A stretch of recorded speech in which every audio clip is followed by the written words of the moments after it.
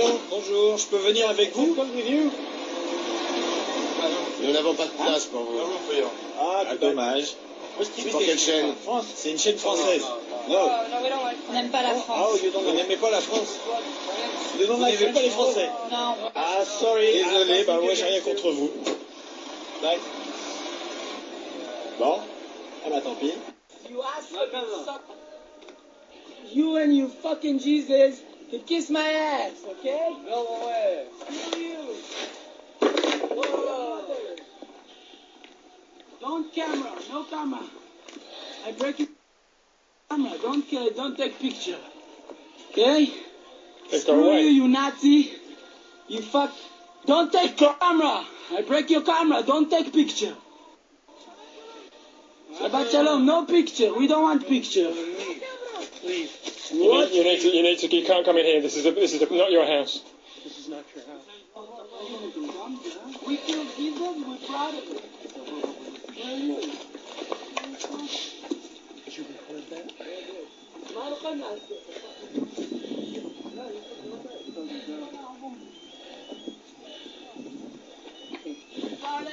Get the fuck out of here.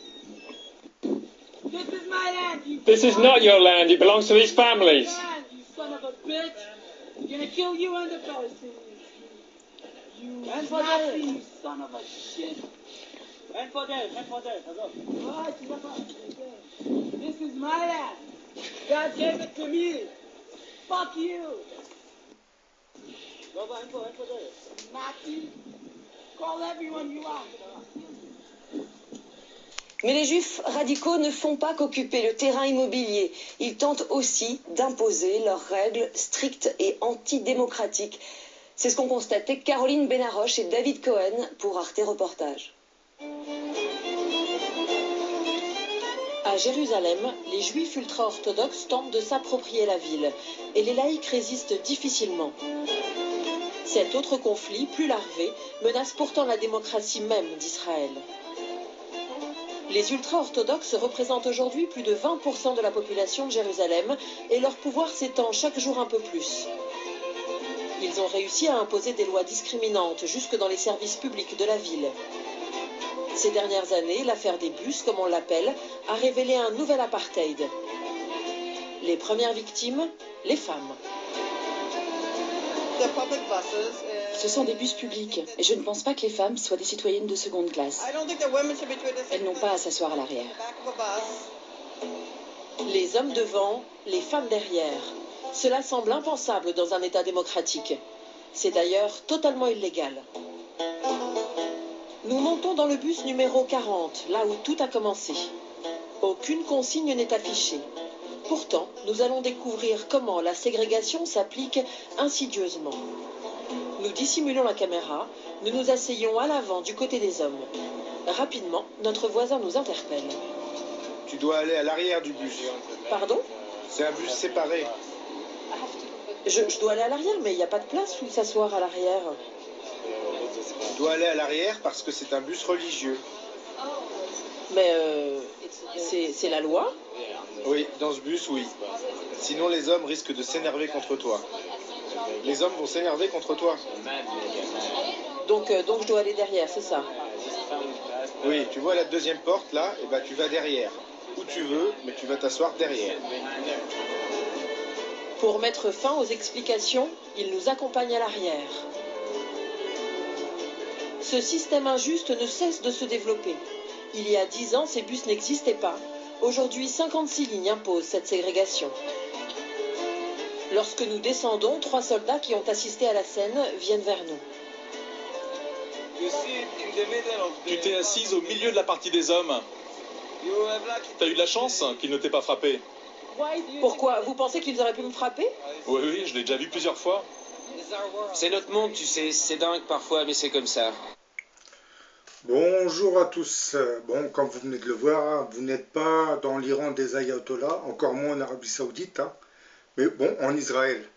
Sauf que, comme vous le savez, nos médias préfèrent plus s'attaquer à l'Iran des ayatollahs ou à l'Arabie Saoudite plutôt que de s'attaquer réellement à ce qui se passe en Israël, puisque en Israël, c'est exactement la même chose qu'en en Arabie Saoudite. Hein. Les religieux ultra-orthodoxes pratiquent désormais une ségrégation contre les femmes. Hein. Mais bon, ça ce n'est pas dénoncé par nos médias, hein, pour les raisons que vous savez, hein, puisque le lobbying juif préfère s'attaquer à l'islamisme et non à sa propre culture.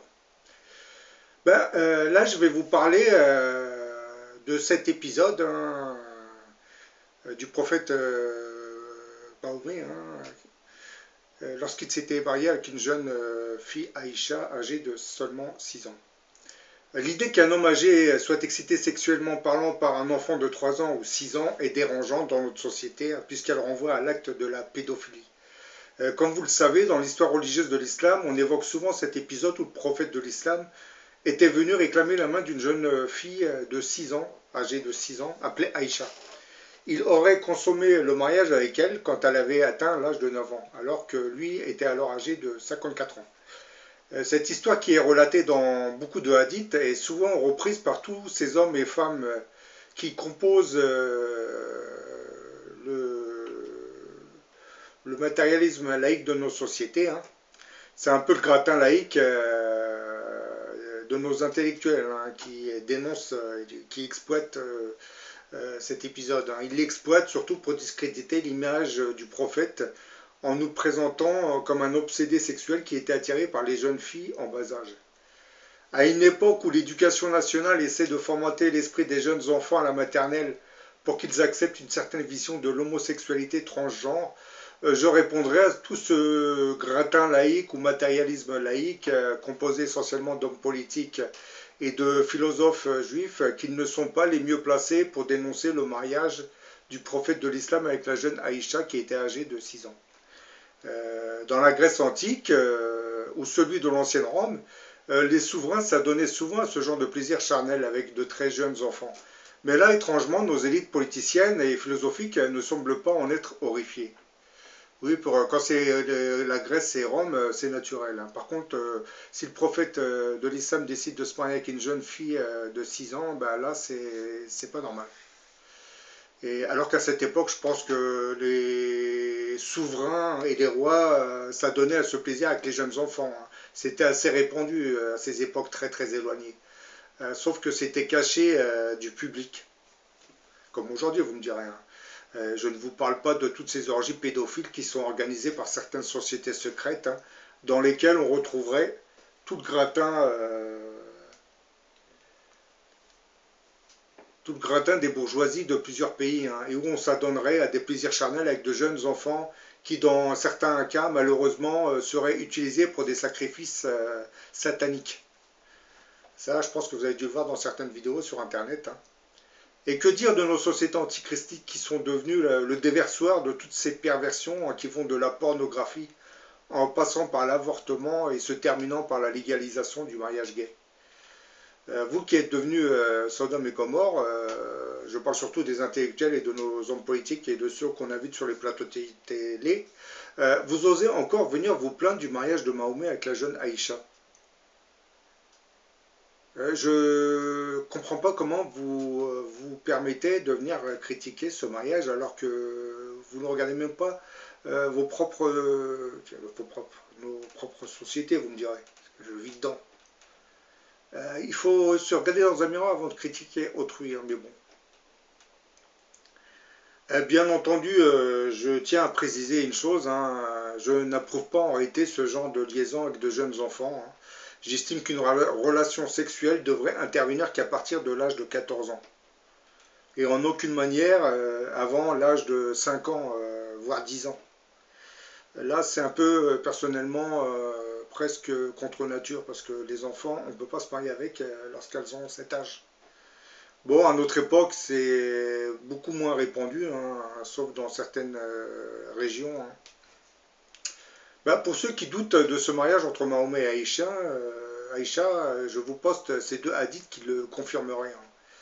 Hein. Dénoncer cet acte sexuel de Mahomet alors que le judaïsme l'autoriserait à partir de 3 ans, c'est presque risible. Hein. Certains intellectuels juifs, qui sont souvent invités sur les plateaux TV, évitent quand même de dénoncer Mahomet. Hein. Surtout ce mariage, car du côté de la religion juive, c'est guère plus réjouissant. Hein. Je vais vous en parler un peu plus loin. Mais bon, revenons à ces fameux hadiths. Hein. Aïcha avait rapporté que le prophète avait écrit le contrat de mariage avec elle quand elle avait 6 ans et qu'il consomma son mariage quand elle avait 9 ans, puisqu'elle est restée avec lui pendant 9 ans, c'est-à-dire jusqu'à sa mort. Aïcha avait entre autres rapporté, je dirais, le prophète s'est fiancé avec moi quand j'étais une fillette de 6 ans. Nous sommes allés à Médine pour résider dans la maison de Bani al-Harith bin Khazraj. Ensuite, je fus malade et mes cheveux tombaient. Plus tard, mes cheveux ont repoussé et ma mère, Rouman, vint vers moi. Et quand je jouais à la balançoire avec mes amis, hein, elle m'appela et je m'approchais, ne sachant pas ce qu'elle me voulait. Hein. Elle m'attrapa et me fit asseoir à la porte de la maison. J'étais essoufflé, et quand j'ai retrouvé mon souffle, elle prit de l'eau et m'en frotta le visage et la tête. Puis elle m'emmena dans la maison. Là, dans la maison, je vis des femmes ansari qui m'ont dit « Meilleurs vœux et la bénédiction d'Allah et bonne chance ». Puis elle me confia à ces femmes et elles me préparèrent pour le mariage. De façon inattendue, hein, l'apôtre de Dieu vint vers moi, je parle du prophète Mahomet, là, un peu avant la mi-journée, et ma mère m'amena à lui. Et à l'époque, j'étais une fille de 9 ans. Donc là, c'était Aïcha qui parle. Ben, c'est en se basant sur ce genre de hadith que l'imam Khomeini, qui aujourd'hui est décédé, comme vous le savez, hein, un chiite avait émis une fatwa qui rendait licite la jouissance sexuelle dans les cuisses d'une petite fille à l'âge de tété. C'est incroyable, mais bon. C'était dans son livre Libération du Moyen, Tahrir al-Wasila. En réponse à la question, il n'est pas permis de chevaucher l'épouse avant la fin de ses 9 ans. Que la fornication soit complète ou interrompue, alors que toutes les autres jouissances, comme l'attouchement avec désir, l'entrelacement, la jouissance entre les cuisses, toutes sont bonnes, même avec une enfant en âge de tété. Bah, à cette époque, cette fatwa avait choqué beaucoup de monde. Les sunnites avaient crié au scandale, hein, et continuent aujourd'hui à accuser les chiites de mécréance.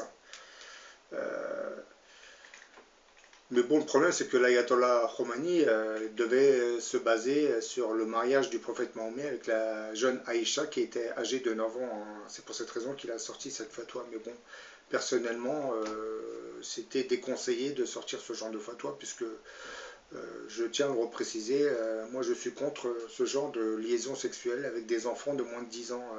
Ça ne devrait pas exister en réalité. Moi je suis pour des liaisons qu'à partir de 14 ans, lorsque l'esprit de la jeune fille est un peu plus mûr et qu'elle puisse raisonner correctement. Parce qu'un enfant, c'est comme si vous le preniez en otage et vous le jetiez dans les bras de quelqu'un d'autre. Hein. Donc moi personnellement je suis contre ce genre de liaison ou de mariage. Hein. Bon, certains vont me dire, c'est le prophète de l'islam. Oui, mais vous savez, je l'ai dit plusieurs fois, les messies, les prophètes ont une destinée, du moins le programme, les principaux points de leur destinée sont écrits par Dieu. Mais Dieu leur laisse leur libre arbitre. Donc le prophète, tout comme le messie, va agir de son plein gré. Ça ne sera pas écrit par le Créateur des mondes. Donc ils vont agir de leur plein gré, puisque Dieu les envoie sur Terre avec un programme bien précis qu'ils vont accomplir. C'est la mission divine dont ils seront chargés. Mais à côté de ça, leur libre arbitre et leur vie sur Terre, Dieu ne va pas intervenir, il ne va pas vraiment écrire leur propre vie. C'est pour cette raison que lorsque Mahomet est allé se marier avec cette jeune fille de 9 ans, ce n'est pas vraiment Dieu qui avait écrit son destin. Il l'a fait lui-même. Mais bon, Dieu savait, avant qu'il commence sa mission, Dieu savait très bien qu'il approcherait cette jeune fille dans le futur, parce que Dieu est omniscient, omnipotent. Donc, dès votre naissance, il voit votre destinée. Bon, il voit ce qui va se passer dans votre vie, puisque c'est Dieu, c'est le Créateur des mondes. Hein. Mais en aucune manière, il va écrire votre destinée en totalité. Par exemple, pour le prophète Mahomet, Dieu avait écrit certains passages de sa destinée. Hein.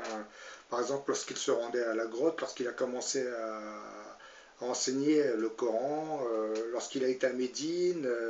Voilà, tout ça, ce sont des programmes qui avaient été insérés dans sa destinée. Mais en aucune manière, toute sa vie était le fruit du destin que Dieu lui avait écrit. Le prophète Mahomet avait un certain libre arbitre, donc il a fait des choses de lui-même. Donc, à côté des programmes que Dieu avait insérés dans sa destinée, le prophète Mahomet avait inséré des programmes qui émanaient de lui-même. C'est lui qui écrivait sa propre destinée. Donc, son mariage avec la petite Aïcha, c'est lui qui l'a voulu, c'est pas Dieu qui lui a écrit sa destinée.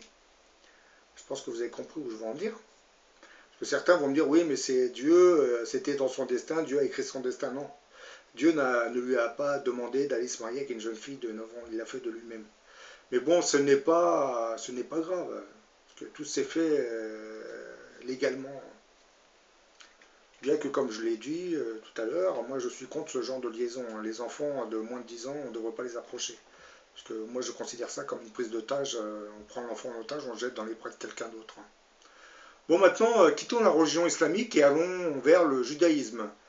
Puisque bon, quand je dis que les intellectuels juifs évitent de parler de cet épisode, vous avez d'autres intellectuels juifs qui ne se gênent pas. Ils s'empressent de carrément critiquer le prophète de l'islam en disant oui, c'est le monsieur qui va se marier avec des jeunes filles de 9 ans. Ben, là, je vais vous dire ce que le judaïsme dit concernant les mariages. Ben, le judaïsme permet le mariage entre un homme et une fillette âgée de 3 ans et 1 jour. Vous avez bien entendu. L'Ancien Testament nous avait raconté l'histoire du mariage d'Isaac, le fils d'Abraham, avec Rebecca, qui était âgée seulement de 3 ans. C'est dans la Genèse, chapitre 25, verset 20, on nous dit « Et quand Isaac eut atteint l'âge de 40 ans, il épousait une jeune fille de 3 ans, Sarah, fille de Bethuel, l'araméen, de Padam Aram, et sœur de Laban, l'araméen. » Encore plus, le Talmud permet une telle relation en dépit du très jeune âge de la fille, et ce dans les dispositions suivantes. Talmud, Sanhédrin, recommandation 55. Une petite fille de 3 ans, et plus précisément 3 ans et 1 jour, peut être acquise en mariage par un juif.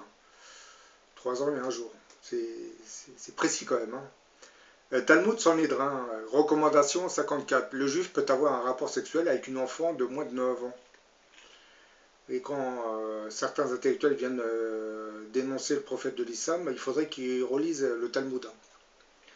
Talmud, Ketu Bot, recommandation 55. Quand un homme adulte a des rapports sexuels avec une petite fille, ce n'est rien. En outre, Saïd Rabbi Joseph avait écrit « Retenez qu'une enfant de 3 ans et 1 jour peut avoir des rapports sexuels ». Ben, en lisant cela, vous comprenez pourquoi beaucoup d'intellectuels juifs, quand je dis beaucoup, il y en a quand même qui n'hésitent pas à dénoncer le mariage du prophète de l'islam. Beaucoup de ces intellectuels évitent d'évoquer le mariage du prophète Mahomet avec Aïcha, qui était âgé de 6 ans. Parce que là, vous venez de comprendre pour quelle raison, le Talmud. Je pense que ça, ce n'est pas vraiment la parole de Dieu. Je pense que là, ce sont des gens qui, à l'époque, ont imposé ce genre de rituel, qui n'avait rien de divin. C'était leur appétit sexuel à cette époque, pour certains juifs qui étaient un peu, j'allais dire presque obsédés par le sexe des jeunes enfants. Mais ce n'est pas les seuls, parce qu'à cette époque, c'était sur toute la planète. Faut pas... La culture a changé, mais nous étions, il y a de cela, plusieurs milliers d'années. Donc les gens se permettaient des choses qu'ils ne feront pas aujourd'hui. Quand je dis qu'ils ne font pas, si, ils le font, mais bon, secrètement. Depuis plusieurs années, la communauté musulmane est victime d'une islamophobie assez galopante et inquiétante. L'oligarchie qui règne sur notre pays, la France, se déchaîne contre elle en nous expliquant que cette religion islamique serait vecteur du mal absolu. Ces musulmans viennent détruire notre culture occidentale. À part la société de consommation, je ne vois pas trop ce qu'il reste de notre société antichristique occidentale. Si ce n'est le déclin d'une société en pleine décadence. Donc tous ces intellectuels juifs et autres philosophes invités sur les plateaux TV viennent nous expliquer que tous ceux qui se réclament de la religion islamique seraient de potentiels suspects qui menaceraient l'intégrité de n'importe quel citoyen sur le sol de France. Certes, c'est très bien de nous mettre en garde contre les musulmans, mais que dit le judaïsme concernant les chrétiens? Là, je vais vous lire certaines phrases qui vont vous choquer, je pense.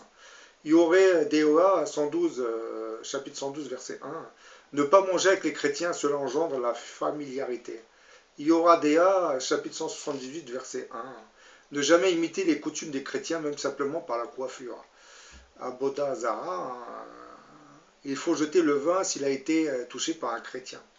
Yoradea, chapitre 120, verset 1. La vaisselle achetée à des chrétiens doit être jetée. Aboda Zara, il faut stopper tout contact avec les chrétiens 3 jours avant le début de l'une de leurs fêtes. Yoradea, un enfant ne doit pas être allaité par une nourrice chrétienne, car son lait lui donnera une nature maléfique. C'est faire hors Israël. Si un juif tue un chrétien, ce n'est pas un péché. Oui, vous avez bien entendu. Yakout Simoni, répandre le sang des impies est un sacrifice agréable à Dieu. Bah oui. Zohar, chapitre 2, l'extermination des chrétiens est un sacrifice agréable à Dieu. Zohar, chapitre L, les meilleures places dans les cieux sont pour ceux qui tuent les idolâtres. Les idolâtres, vous avez compris, ce sont les chrétiens. Donc je dirais à tous ces intellectuels juifs, ne regardez pas trop la poussière qui se trouve dans l'œil de votre voisin alors que dans votre œil il y a une poutre. C'est bien beau de dénoncer systématiquement la communauté musulmane à cause de ces attaques terroristes, et dans lesquels ces djihadistes se réclament de l'islam, alors que nous n'avons cessé de vous dire que 90% de ces djihadistes sont ou soit des délinquants multirécidivistes ou des gens atteints psychologiquement parlant, je dirais névrosés. Ces gens vont à contre-courant de l'enseignement religieux du Coran, je pense. Ils prétendent servir une religion qu'ils combattent en réalité. Et ils servent les intérêts nationalistes du groupuscule Daesh, qui, comme je l'ai dit dans beaucoup de mes vidéos, n'est rien d'autre que la résurgence de l'ancienne armée laïque de Saddam Hussein. Puisque, comme le disait le criminologue Xavier Sofer, la grande majorité des chefs de Daesh viennent en grande majorité de l'ancienne armée de Saddam Hussein. Ce sont des anciens officiers qui ont réintégré Daesh, puisqu'ils ne pouvaient pas revenir sous l'appellation de l'armée irakienne, ils se seraient fait détruire complètement. Donc ils sont revenus sous l'apparence islamiste, pour essayer de récupérer ce que les États-Unis leur avaient pris, c'est-à-dire le territoire irakien. Parce que les États-Unis, avant de quitter le pays, ont donné le pouvoir à la majorité chiite, qui, sous le règne de Saddam, n'avait pas le pouvoir. Parce que sous le règne de Saddam, c'était la minorité sunnite qui dirigeait ce pays. Lorsque les Américains ont détruit Saddam Hussein, ils se sont arrangés pour que ce soit les chiites qui prennent le pouvoir. Le problème, c'est que ces chiites ont commencé à réprimer à leur tour la minorité sunnite. Donc, beaucoup de villages sunnites ont fini par allier le groupe Daesh, par vengeance. Et bon, on nous dit que Daesh aurait repris le contrôle du pays à une vitesse incroyable, mais c'est normal. Si on vous dit que tous les anciens militaires qui composaient l'ancienne garde de Saddam Hussein composent Daesh, ces gens avaient caché l'armement, donc ils n'ont fait que récupérer leur armement. Et en face, l'armée irakienne, qui était en pleine reconstruction, ne pouvait pas faire face à ce déferlement militaire.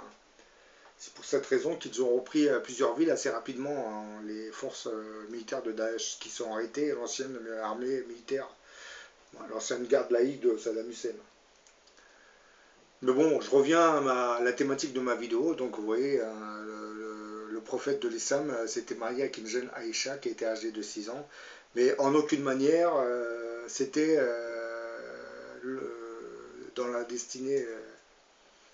C'est-à-dire Dieu n'avait pas intégré dans sa destinée ce mariage. Le prophète de l'islam l'avait fait de lui-même. Probablement une manière de nous expliquer que même les prophètes ont un libre arbitre. Dieu ne les guide pas en totalité. Dieu insère des logiciels ou des petits programmes dans leur destinée, mais il ne contrôle pas à 100% la destinée de leur vie, donc il leur laisse un libre arbitre. Et ce mariage avec Aïcha, peut-être, c'est une manière de nous faire comprendre ceci, que ces prophètes ou ces messies ont toujours un libre arbitre. Ils ne sont pas sous l'influence totale du Créateur des mondes, comme on semble nous le faire croire, non. Quand on dit que la destinée, quand on parle de destinée, les gens imaginent un Dieu en train d'écrire la vie de chaque être humain. Non, Dieu écrit certaines phases, surtout pour les messies ou les prophètes ou certaines grandes personnalités qui vont devenir président ou chef d'empire ou roi d'empire. Dieu écrit certaines pages de leur destinée, mais pas toute leur destinée, pas toute l'histoire de leur vie. Dieu se contente d'écrire certaines parties de cette histoire. Quant à l'autre partie, c'est leur libre arbitre qui agit. Ça explique entre autres pourquoi cette planète a eu beaucoup de criminels. Parce que Dieu n'a pas écrit leur destinée, ce sont eux-mêmes qui ont écrit leur propre destinée en allant assassiner ces gens. Mais bon, comme je l'ai dit, un criminel qui ne le devient pas ou qui n'est pas encore criminel, Dieu le verra tout de suite. Parce que Dieu connaît la finalité de chaque destinée. Par contre, cette personne qui n'a pas encore commis ses crimes, elle ne va pas le voir. Donc peut-être qu'en avançant dans le temps, si elle apprend qu'elle va devenir ce qu'elle va devenir, c'est un criminel, elle peut implorer le Créateur des mondes pour qu'il modifie sa destinée. Comment ça? Peut-être que la première personne qui l'aura tué ne croiserait pas sa route, vous savez, beaucoup de choses. On peut modifier un destin en modifiant l'arrivée d'une personne ou en ralentissant un train, en empêchant le départ d'un avion. Vous savez, le destin d'une personne, on peut le modifier de plusieurs manières. Surtout quand c'est Dieu qui décide de le modifier. Par exemple, si un avion doit s'écraser, si les gens qui sont dans l'avion ne doivent pas décéder ce jour-là, probablement qu'ils ont prié ou ils ont imploré Dieu, peut-être que cet avion ne décollera pas ce jour-là. Bon, écoutez, j'en ai fini avec cette vidéo. Bon, j'ose espérer que ça ne va pas choquer les musulmans, parce que lorsque je parle du mariage de Mahomet avec la petite Aïcha, je le dis pacifiquement, je ne prends pas vraiment parti. Je dis simplement que moi, je suis contre ce genre de liaison avec des enfants âgés de moins de 10 ans.